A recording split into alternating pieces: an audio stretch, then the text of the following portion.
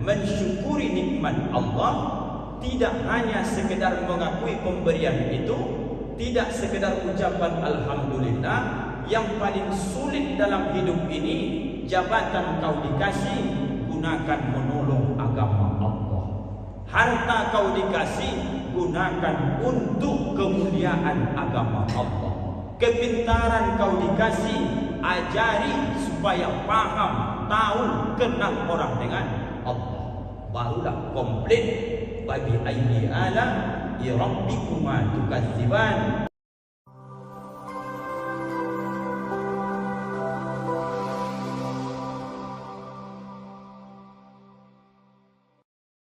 Bismillahirrahmanirrahim. Assalamualaikum warahmatullahi wabarakatuh.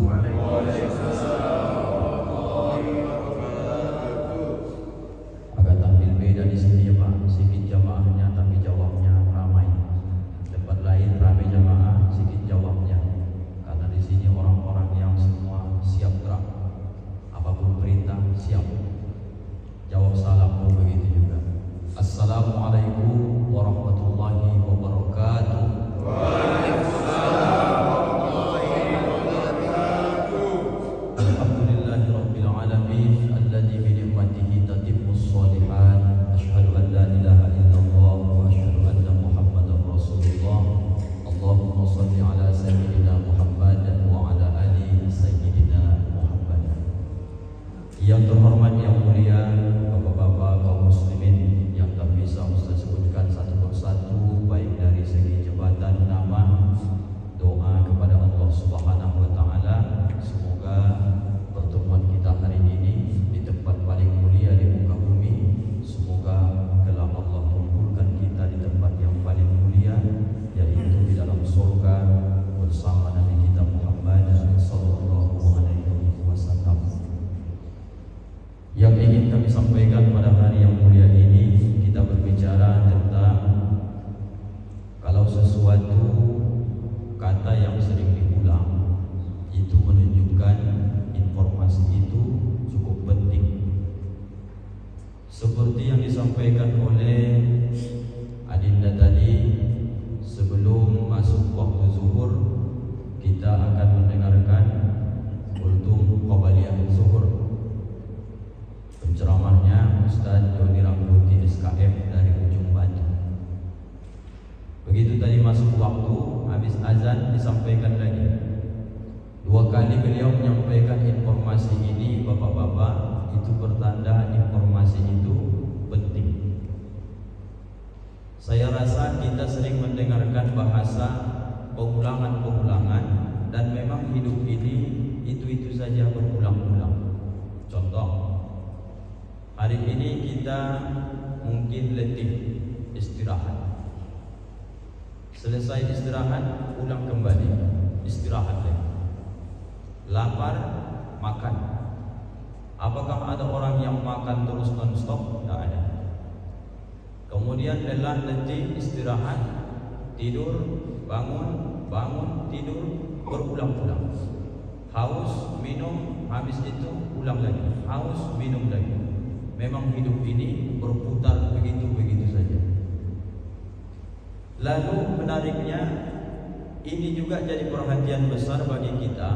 Di dalam Al-Quran, bapak-bapak yang dimuliakan Allah, kawan-kawan semua, Allah juga melakukan hal itu dalam Al-Quran. Allah berpesan dalam Al-Quran itu, dia ulang-ulang supaya kita paham dan kita ingat, dan bahkan kita, kok Allah ulang-ulang ucapan ini? Apa tak menjadi pemborosan makna atau tak mubazir ayat Quran ini? Dari sekian banyak ayat Quran itu, yang kita ambil hari ini salah satunya di dalam surah yang masyhur, populer, bahkan kita hafal semua ayat ini. Di mana letaknya? Di dalam surah Ar-Rahman, dan mulai pengulangan itu dari ayat ke-13. Bunyi ayatnya, wa bi ayyi ala rabbikuma tukadziban. Jangankan ayat ini, artinya pun banyak yang hafal, dan bahkan jangankan artinya, tafsirnya pun ada yang paham. Alhamdulillah.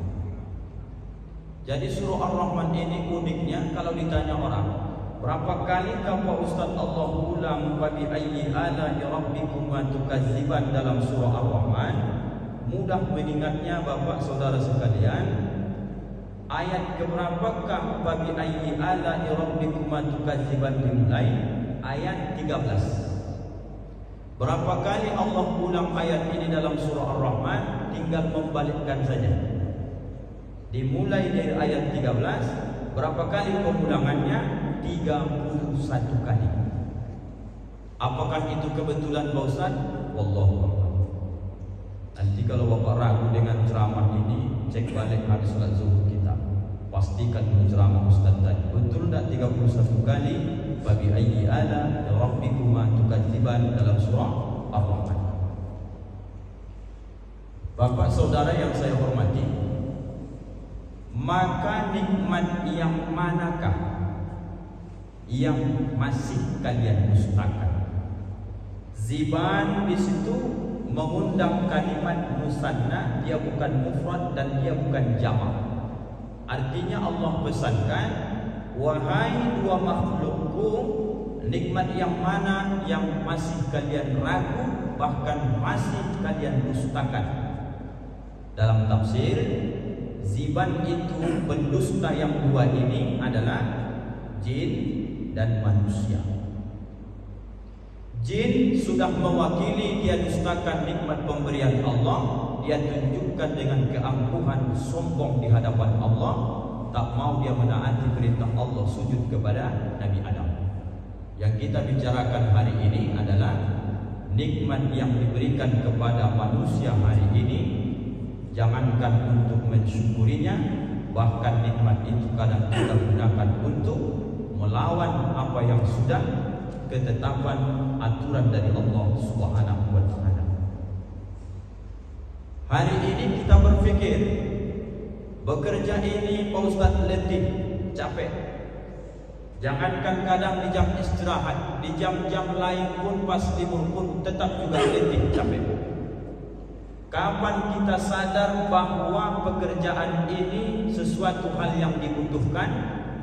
Di saat besok kita pernah berpikir ada orang-orang yang mati-matian mencari pekerjaan, sampai hari ini dia tak dapat pekerjaan. Ada orang hari ini karena sering diganggu anaknya, mau berangkat kerja, anak menangis, stres. Kemudian pulang kerja, banyak permintaan anak, sehingga hilang kontrol. Dia marah, kenapa anak ini selalu membuat beban pikiran? Kita sadar anak ini adalah nikmat Allah. Ketika kita sedang berkata, anak nanti sudah besar, dan bahkan kadang-kadang kita berkata ini menjadi beban pikiran. Ketika kita hari ini melihat betapa banyak orang yang ingin mengganggu pikirannya, tapi belum juga diberikan Allah Subhanahu wa taala. Pekerjaan demikian, anak-anak demikian, keluarga demikian. Kapankah saatnya baru kita sadar ini adalah nikmat Allah? Maka rumus pertama dalam hidup, tidak ada yang bisa dilakukan untuk mencapai ketenangan hidup kecuali masukkan rasa syukur di dalam hati apapun yang terjadi. Bekerja, nikmati saja pekerjaan itu, karena dia suatu saat dia akan hilang begitu saja. Jangankan kita meninggal, sakit pun sudah ada yang akan melanjutkan posisi dan pekerjaan kita itu. Mumpung kerja, nikmati saja. Jadi ustaz pun takkan sampai meninggal nih jadi ustaz. Ini mumpung karena sehat saja. Kalau sudah stroke besok, banyak ustaz-ustaz lain lagi yang akan menggantikan megang mikrofon ini, yang akan mencerdaskan umat ini. Lalu, jadi apapun kita hari ini, bisanya kita senang kalau ada rasa syukur yang selalu ada dalam hati kita. Belum paham kami Pak Ustaz, dekatkan.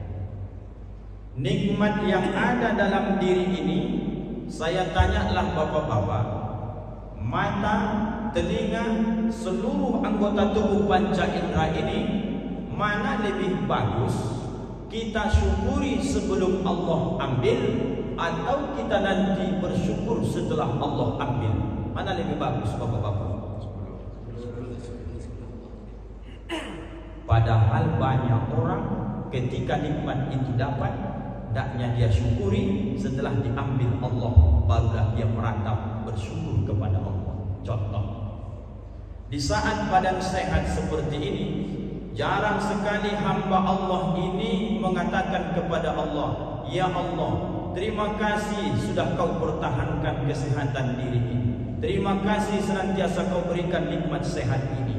Jarang itu terucap dari lisan seorang mukmin, seorang Islam, dikala badannya sedang sehat, rezeki lancar, tapi ketika nanti demam, barulah mulai lisan berucap, "Ya Allah, berikan aku kesehatan."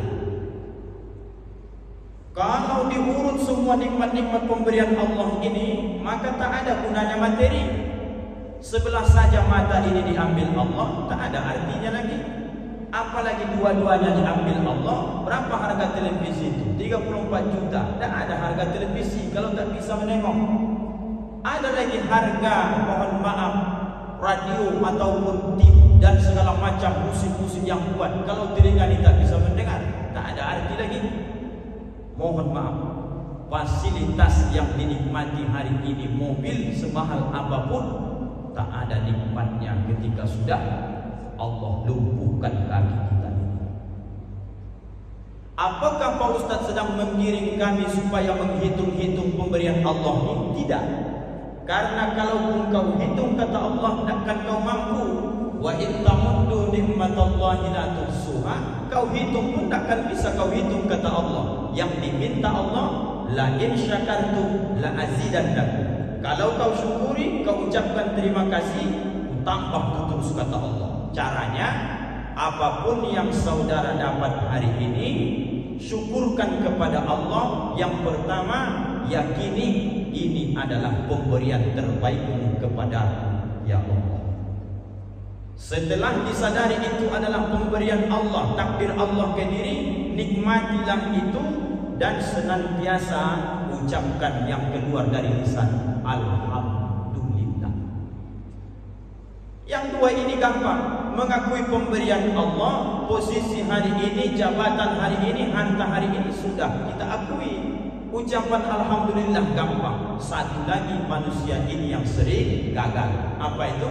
Setelah mohon maaf jabatan dapat, setelah harta kadang dapat, malah harta jabatan badan sehat kita gunakan untuk melawan Allah Subhanahu wa taala.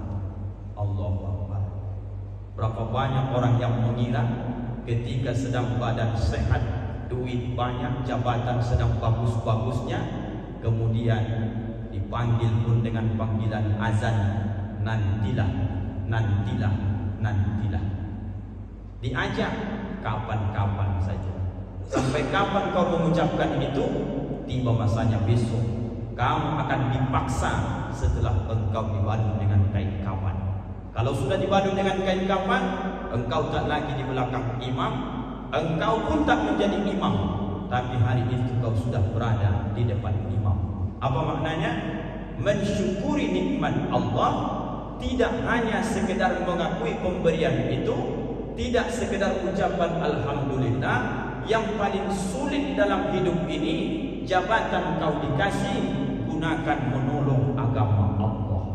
Harta kau dikasih, gunakan untuk kemuliaan agama Allah. Kepintaran kau dikasih, ajari supaya paham, tahu, kenal orang dengan Allah. Barulah komplit. Bagi ayyi ala rabbikuma tukadziban. Nikmat yang mana lagi yang kalian dustakan kata Allah. Harta kau minta, sudah kukasih. Setelah kau dapat harta itu, rupanya kau gunakan untuk melawanku kata Allah. Badanmu sehat, gemuk kukasih, makanmu enak, tidurmu enak, tapi setelah nikmat itu kuberikan, malah tak bisa kaki melangkah ke rumahku kata Allah. Malah lebih sering kau ke tempat maksiat. Tukadziban. Dasar memang manusia ini banyak lupa lalai mendustakan pemberian-pemberian Allah.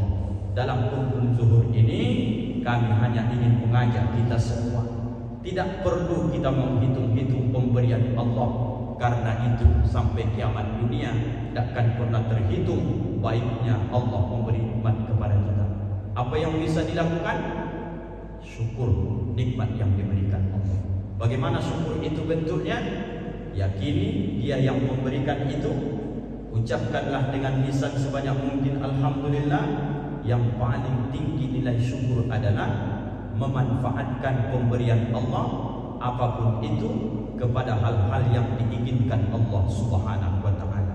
Penutup kultum ini, kalau kita bertamu ke rumah orang, maka tentu kita ada adab dan sopan santun. Kalau kita tak beradab, tak bersopan santun, yang punya rumah berhak akan mengusir kita dengan cara dia, mau halus mau kasar, dia akan lakukan itu. Saudara yang dimuliakan Allah, yang punya dunia ini adalah Allah. Ketika kita tak mau bersopan santun di dunia ini kepada Allah, suatu saat kita akan bertemu tak bisa mengelak dengan Dia.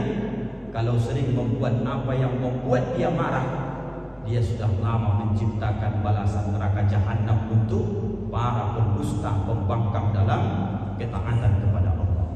Kalau kau taat, kau ikuti aturan main, bagaimana orang memperlakukan kita bertamu ke rumahnya dengan sopan santun, bahkan jangankan dia hormati kita, hajat keinginan kita pun dia akan berikan kepada kita. Bagaimana dengan dunia ini? Yang punya adalah Allah. Ketika kau senangkan dia, bahagiakan hatinya, kerjakan yang dia suruh, tinggalkan yang dia larang, maka katanya dalam Quran, ya ayyatuhan nafsul mutmainnah irji'i ila rabbiki radiyatan mardiyah fadkhuli fi ibadi wadkhuli jannati. Surga sudah ada diciptakan kata Allah, tinggal nanti menikmati saja. Mari kawan-kawan, bapak, saudara sekalian, berjuang kita.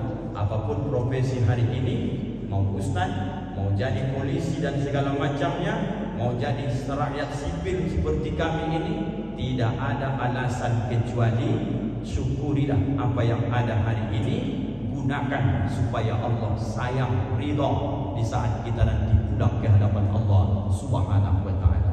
Ini pesan-pesan yang bisa kami sampaikan pada kesempatan yang mulia ini. Terima kasih atas segala perhatian. Mohon maaf atas segala kekurangan, keterbatasan ilmu. Semoga kita senantiasa dalam rahmat dan penjagaan Allah Subhanahu wa taala. Kita tutup dengan doa kafaratul majelis. Subhanallahumma wa bihamdika asyhadu an la ilaha illa anta astaghfiruka wa atubu ilaik. Assalamualaikum